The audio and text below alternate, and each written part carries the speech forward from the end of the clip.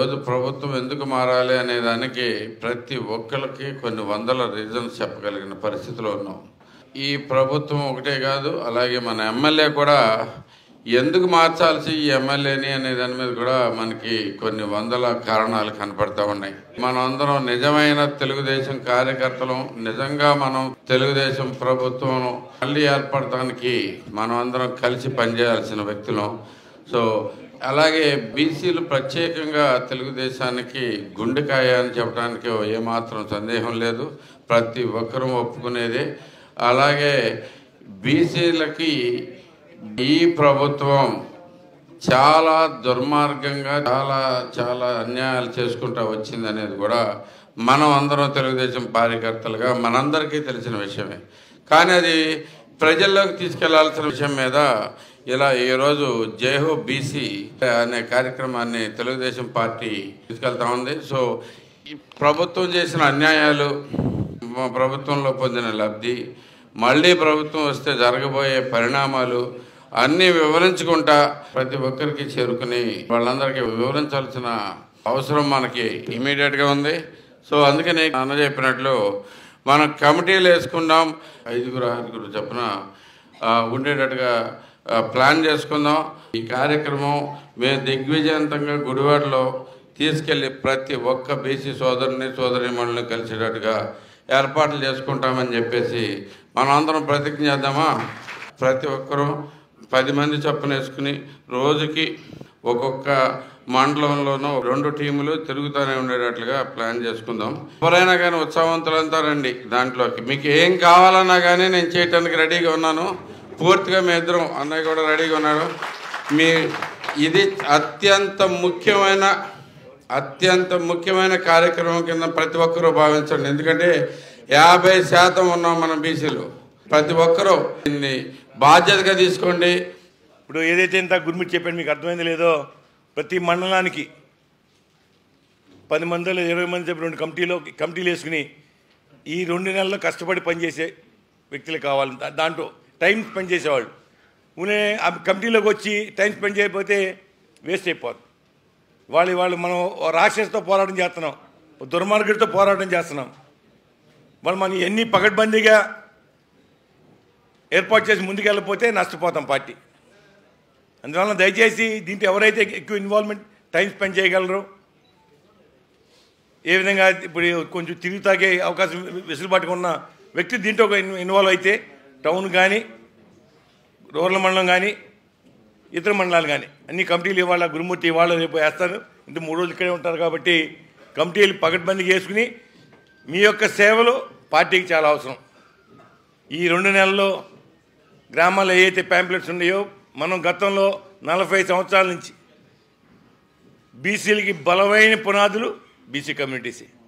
ఆనాడు స్వర్గీయ నందమూరి తారక రామారావు బలమైన పునాదులు వేశారు కాబట్టి ఈ రోజున అనేక పదవుల్లో బీసీలంత ఎక్కువ మంది అవకాశం దొరికిందంటే ఆయన ఇచ్చిన స్ఫూర్తిని ఇవన్నీ కూడా సర్పంచ్లు కానీ, ఎంపీటీసీ కానీ, జడ్పీటీసీలు కానీ, ఎమ్మెల్యేలు, ఎంపీ అందరూ కూడా బీసీలు వాళ్ళ సమాజంలో భారతదేశంలో ఎవరు ఇవ్వని టైంలోనే అన్న స్వర్గీయ నందమూరి తారక రామారావు అవకాశం కల్పించారు. చాలా సంతోషం. ఎందుకంటే వాళ్ళ మనకి తెలుగుదేశం పార్టీకి బలమైన వర్గం బీసీ కమ్యూనిటీ. దాన్ని ఈరోజు జగన్మోహన్ రెడ్డి పిచ్చి అబద్ధాలు మాట్లాడుతున్నాడు. ఏ విధంగా మాట్లాడుతుంటే ఏదో విధంగా ఓన్ చేసుకుంటాకి మా బీసీ ఏం చేశాడు బీసీలకి? ఇందాకే గురుమూర్తి చాలా విషయాలు చెప్పాడు. ఎందుకంటే మనం గతంలో చంద్రబాబు నాయుడు గారు కానీ, స్వర్గీయ నందమూరి తారక రామారావు తెలుగుదేశం పార్టీ ఏర్పాటు చేసిన పెద్దపేట వేసాం బీసీలకి. మహిళా లోకానికి గౌరవం పెంచాం. వాళ్ళ బీసీ సబ్ ప్లాన్ కింద దగ్గర 35-40 వేల కోట్లకు వచ్చి పెట్టాం. మరి ఎన్ని డబ్బంతా ఏమైపోయింది? ఈ 5 ఏళ్ళలో ఏం చేశాడు బీసీలకి? వాళ్ళు అనేక కార్యక్రమాలు ఆదరణ కానీ మొత్తం బీసీకి సంబంధించిన స్కీమ్స్ తొలగించి కేవలం నవరత్నాల పేరుతో మోసం చేస్తున్నాడు, దగా చేస్తున్నాడు. ఇవన్నీ కూడా గమనించాలి. ఇవాళ ఈ 5 ఏళ్ళు మీరు చూశారు, మనందరికీ చుక్కలు చూపించాడు జగన్మోహన్ రెడ్డి. ఇవాళ ప్రజల్ని మభ్య పెడతాకి ఏదో అబద్ధాలు మాట్లాడే నిజాలు చెప్పే విధంగా ప్రయత్నం చేస్తున్నాడు. దీన్ని మోసపోకండి. అందువల్ల నేను అడిగేది, ఈ యొక్క 2 నెలల్లో ఎట్టి బస్సులు మనందరం కూడా ఈ జగన్మోహన్ రెడ్డి దింపుదాకి మీ పాత్ర మీరు పోషించాల్సిందిగా విజ్ఞప్తి చేస్తున్నా. అప్పుడే మనందరం సంఘటితంగా వెళ్తేనే ఈ రాక్షసుని దింపగలం. మన పిల్లల భవిష్యత్తు కానీ రాష్ట్ర భవిష్యత్తు కానీ చాలా అవసరం. మళ్ళీ రాష్ట్ర పాలన గాడిలో పడాలంటే ఒక చంద్రబాబు నాయుడు వల్లే సాధ్యం అవుద్ది. మీ అందరికి కూడా తెలుసు, బీసీలు అంటే స్వతంత్రం వచ్చిన తర్వాత ఈ రాష్ట్రంలో కులవృత్తులు చేసుకుని కులవృత్తుల ద్వారా సమాజానికి అవసరమైనటువంటి పరికరాలను అందిస్తూ జీవనం సాగించేటోళ్ళం మనం బీసీలందరం కూడా. బీసీలు ఎవరం కూడా ఆర్థికంగా కానీ రాజకీయంగా కానీ విద్యాపరంగా కానీ ఆనాడు ఎవరం లేవు. మనం వృత్తులతోనే నిమగ్నమైపోయి ఉన్నటువంటి రోజుల్లో అన్న నందమూరి తారక రామారావు గారు తెలుగుదేశం పార్టీ స్థాపించిన తర్వాత ఆయన ఒక ఆలోచన చేశాడు. 100కి సమాజంలో 50% పై మంది బీసీలు ఉంటే ఏంటి అసలు వీళ్ళకి విద్యాపరంగా వెనకబడి ఉన్నారు, అసలు రాజకీయాలతో సంబంధం లేకుండా ఉన్నారు, అదేవిధంగా ఆర్థికంగా కూడా బలోపేతంగా లేరు, కాబట్టి వీళ్ళని నేను ఏదో ఒకటి చేయాలని చెప్పి మొట్టమొదటిసారిగా మన గురించి ఆలోచన చేసినటువంటి ఏకైక వ్యక్తి అన్న నందమూరి తారక రామారావు గారని కూడా మీ అందరికీ నేను గుర్తు చేస్తా ఉన్నా. ఆలోచన చేయటమే కాదు, ఆయన మేధావులతో కూర్చున్నాడు, బీసీలతో అందరిని కేకేశారు. ముఖ్యమైన పెద్ద పెద్ద ఆ రోజున సర్దార్ గౌతులచ్చన్న గారు లాంటి వాళ్ళ సలహాలు తీసుకుని ఆ రోజున ఆయన మొట్టమొదటిసారికి ఈ దేశంలోనే స్థానిక సంస్థల్లో 20% రిజర్వేషన్ ఇచ్చి బీసీలకు రాజ్యాధికారం ఇచ్చినటువంటి మహోన్నత వ్యక్తి అన్న నందమూరి తారక రామారావు గారని చెప్పి గర్వంగా సగర్వంగా మనం చెప్పుకోవచ్చు. డాక్టర్ బాబాసాహెబ్ అంబేద్కర్ గారు దళిత వర్గాలకి ఎస్సీ ఎస్టీలకి రాజ్యాధికారం ఇస్తే ఎన్టీ రామారావు గారు బీసీలకు రాజ్యాధికారం ఇచ్చారు. అందుకనే తెలుగుదేశం పార్టీ బీసీల పార్టీ, తెలుగుదేశం పార్టీ బీసీల పక్షపాతి పార్టీ అనే విధంగా ఎన్టీ రామారావు గారు చేస్తే చంద్రబాబు నాయుడు గారు ముఖ్యమంత్రి అయిన తర్వాత 20%ని 34% చేశారు. దురదృష్టం ఈ రోజున జగన్మోహన్ రెడ్డి వచ్చిన తర్వాత 34% వల్ల 24% అయింది, అంటే 10% పోయింది. దానివల్ల 16,800 మందికి పదవులు పోయినాయి. చాలా ముఖ్యమైన విషయం ఇది. రాజ్యాంగబద్ధంగా న్యాయబద్ధంగా చట్టబద్ధంగా మనకు వచ్చినటువంటి అవకాశాన్ని కోల్పోయాం మనం జగన్మోహన్ రెడ్డి వచ్చిన తర్వాత. ఇది చాలా ఇంపార్టెంట్ అయిన విషయం. ఆ తర్వాత ఇవాళ మనం చూసాం 75,000 కోట్ల నిధులను ఇవాళ దారి మళ్ళీ ఇచ్చేశారు. ఎందుకు చెబుతున్నానంటే బీసీ కార్పొరేషన్ మనకు బీసీలకు ఉంటుంది. దాంతోపాటు కొన్ని కులాలకు ఫెడరేషన్లు పెట్టాం. ఆ రోజున ఎన్టీ రామారావు గారు ఉండగానే కొన్ని చేశారు. చంద్రబాబు నాయుడు గారు వచ్చినాక 33 వీటికి ఫెడరేషన్లు చేశారు. జగన్మోహన్ రెడ్డి వచ్చి 55 కార్పొరేషన్లు చేశాడు. వాటిని నేను నిజమైనటువంటి బీసీ వాదిని అని 50 చేసి పెద్ద మీటింగ్ పెట్టి అందరు గందరగోళంగా కొన్ని వేల మందిని పిలిచారు. మేము కూడా అనుకున్నాం, ఓహో 55 పెట్టారు, బాగా చేస్తారనుకుంటా అనుకున్నాం. ఆ మీటింగ్ తర్వాత మళ్ళీ ఆ చైర్మన్ ముఖం చూసింది లేదు, ఆ చైర్మన్కి ఆఫీస్ ఇచ్చింది లేదు, ఆ కులానికి డబ్బులు ఇచ్చింది లేదు, వాళ్ళు ఎక్కడున్నారో కూడా తెలియదు.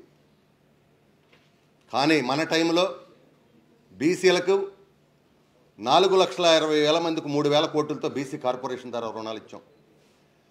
బీసీలు అంటే కుల వృత్తులు చాలా ప్రధానం. దాన్ని ఆధునీకరించాడు చంద్రబాబు నాయుడు గారు. ఇవాళ నాయి బ్రాహ్మణులు ఉన్నారు. గతంలో ఏదో షాపులు ఉండే, కానీ ఈ రోజున బ్యూటీ పార్లర్ టైప్లో వచ్చినాయి. ఆ విధంగా 1000 కోట్లు పెట్టి 4 లక్షల మందికి పరికరాలు ఇచ్చారు ఆ రోజున మన టైంలో. అంతేకాదు 30 బీసీ సంక్షేమ పథకాలను పెట్టారు.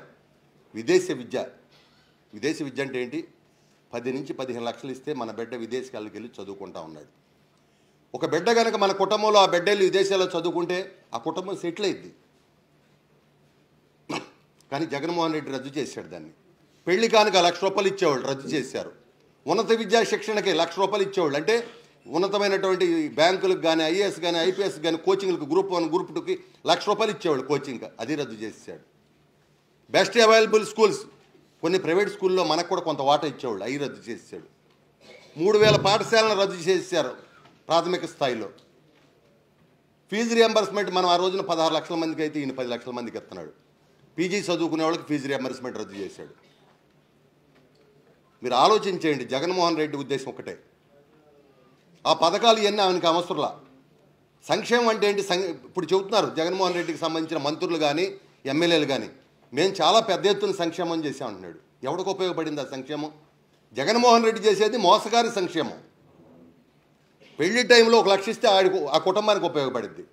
మన బిడ్డ విదేశాలకు వెళ్ళేటప్పుడు 15 లక్షలు ఇస్తే ఉపయోగపడిద్ది. మన బిడ్డ శిక్షణ కావాలన్నప్పుడు ఇస్తే ఉపయోగపడిద్ది. అవన్నీ వదిలేసి నేనేదో నవరత్నాలు అంటే ఎవరికి ఉపయోగం? మన నవరత్నాలు 5,000 10,000 ఇస్తున్నారు. ఏమైపోతున్నాయి ఆ డబ్బులు? సరిపోతాయా? మన జీవితాలు మారుతాయా? బీసీ కార్పొరేషన్ ద్వారా ₹1,00,000 సబ్సిడీ, ₹1,00,000 రుణం ఇచ్చేవాళ్ళం. ఏ చిన్న కొట్టో లేదా చిన్న వ్యాపారమో పెట్టుకునేవాళ్ళు. అది కాకుండా పారిశ్రామికవేత్తల కోసమని పారిశ్రామిక రుణాలు కూడా ఇచ్చాం. అది చేయాలి. ఆ విధంగా కాకుండా ఇవాళ మోసగారి సంక్షేమం చేస్తున్నాడు. 30 పథకాలను మనకి రద్దు చేశారు. మరి ముఖ్యంగా 200 మందిని చంపేశారు. ఇవాళ చూడండి, అచ్చెన్నాయుడు గారి మీద ఏం పాపం చేశారని కేసు పెట్టారు. అయ్యన్న పాత్రుడి గారి మీద, యనమల రామకృష్ణుడి గారి మీద, కొల్లు రవీంద్ర గారి మీద, ఆ విధంగా బీసీల మీద దాదాపుగా 800 మంది మీద కేసులు పెట్టారు. 3,000 మందికి సంబంధించి ఆస్తు నష్టం కానీ దౌర్జన్యాలు కానీ కానీ చేశారు. ముఖ్యంగా ఇవాళ మనం పక్కన ఉన్నటువంటి రేపల్లిలో చూసాం, చెరుకుపల్లి మండలంలో అమర్నాథ్ అనేటువంటి కుర్రాడు చిన్న 10th క్లాస్ చదువుకునే బిడ్డని. ఇవాళ మీరు ఆలోచించండి, మన కుటుంబంలో ఎవరికైనా చిన్న బిడ్డకి ఇబ్బంది వస్తే ఎంత బాధపడతాం మనం, ఆ తల్లిదండ్రులు ఎంత బాధపడతారు. కానీ గ్రామంలో పట్టపగలో రోడ్డు దారి కాసి అదే పుస్తకాలు నోట్లో పెట్టి కాళ్ళు కట్టేసి ఆ పిండేసే గోతం చుట్టేసి పెట్రోల్ పోసి బతికుండంగానే తగలబెట్టారంటే వ్యవస్థ ఎక్కడికి వెళ్ళిపోతుంది? ఒక్కరోజన్నా జగన్మోహన్ రెడ్డి ఇంతమంది చచ్చిపోతే కఠినంగా చర్యలు తీసుకుంటా జాగ్రత్త అని ఎప్పుడైనా మాట్లాడారా? ఈ రాష్ట్రంలో బీసీలకి ఎంతో విధాలుగా చంద్రబాబు నాయుడు గారు మనకి అనేక కార్యక్రమాలు చేశారు. తర్వాత వారికి కార్పొరేషన్ ద్వారాగా, అలాగే మనకి ఫెడరేషన్ ద్వారాగా వేల కోట్ల రూపాయలు, దాదాపుగా 4 లక్షల మందికి దాదాపుగా 3,700 కోట్ల రూపాయలు మరి చంద్రబాబు గారు అధికారంలో ఉండగా ఖర్చు పెడితే, ఈ రోజున జగన్మోహన్ రెడ్డి రూపాయి కూడా ఎవరికి ఖర్చు పెట్టడం అనేది లేదు. ఆయన చంద్రబాబు గారు బీసీలని వారి కాళ్ళ మీద నిలబడాలి, అన్ని రంగాల్లో ముందుకు రావాలి, ఆర్థికంగా కానీ రాజకీయంగా సామాజికంగా ముందుకు రావాలన్న ఆలోచనలో ఆయన అనేక కార్యక్రమాలు చేస్తే, ఈ రోజున దుర్మార్గుడైన జగన్మోహన్ రెడ్డి ఎవరిని కూడా ప్రోత్సహించలేదు. పైపెచ్చుగా మరి అనేక బీసీ నాయకుల్ని దాదాపుగా 64 మందిని మట్టుపెట్టడం జరిగింది. అంతేకాకుండా 300 మంది మీద కేసులు, అలాగే దాదాపుగా వందలాది మంది మీద దాడులు చేయించడం జరిగింది.